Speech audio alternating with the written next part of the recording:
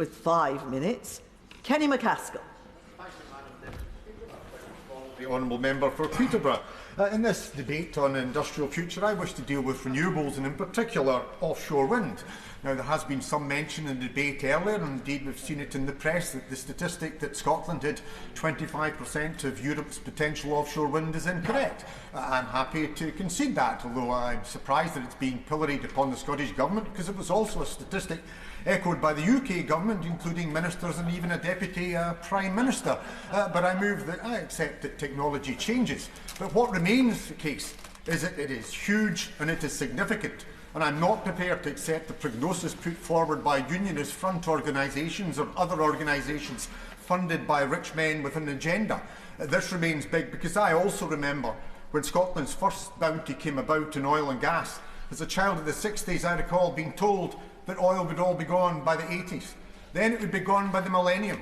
When we got to the referendum in 2014, it was nearly gone and it was an impediment. How could a country like Scotland possibly survive as an independent nation if it had to put up with the difficulty of looking after its depleted oil and gas sector? Now we find that the rush to grant licences is taking place at an excessive pace. So it's huge. Even the former Prime Minister Boris Johnson described it as the Saudi Arabia of wind. I have to say, if Scotland can do from wind what Saudi Arabia has done from oil, I'll be very, very happy. But it's a huge potential because Berwick Bank alone provides more electricity for domestic supply than Scotland has in households. That shows the potential. But to do it, what we have to ensure is that the state has control, or at least a stake, that local businesses get actually the contracts, and indeed that local workers get the jobs. And in looking at that, I want to look at one particular offshore wind farm, because in each and every one of those areas we are failing, and the government has failed. What we have to look at is the wind farm at Neart Nagaith.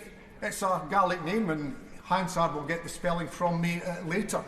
But let's where it is. It's situated 15 kilometres from the coast of Fife, 20 miles to my own constituency, East Lothian, where the cabling will land. Now let's look at the ownership. Who owns it? EDF and EBS, who are they? One's the state producer of power for France, and the other's the electricity board from the Republic of Ireland. The profits from this wind farm, that's 54 turbines providing 370,000 households electricity, are going not to Edinburgh or London, they're going to Paris and Dublin. That is ridiculous, and at minimum a stake should be taken by the Scottish Government or the UK Government. But what about the contracts? Well, the contracts for the 54 turbines are going to Hull. They're certainly not going to Methil, where Bifab lies empty, or Arnish up, which also lies empty. I don't begrudge the work going to Hull, but 54 is more turbines that are being committed or produced in Scotland at all, and that's simply unacceptable. Every estuary in Scotland, every yard should be producing these turbines because the requirement is there, and yet we're getting contracts that you'll be able to count in your hands and your feet, and it's simply unacceptable. The other contracts are likewise going abroad, to Belgium, to Spain, to Norway. But what about the jobs? And I did listen to the honourable member earlier going on about jobs going abroad.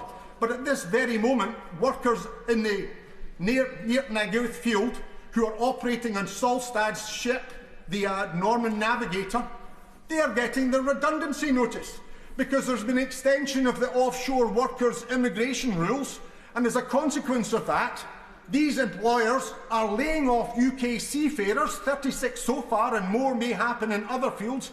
36 are being laid off and replaced by cheap South Asian labour. That is simply disgraceful.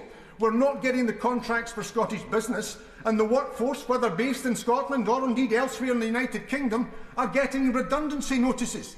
Many of them took these jobs because there was an opportunity to work closer to home.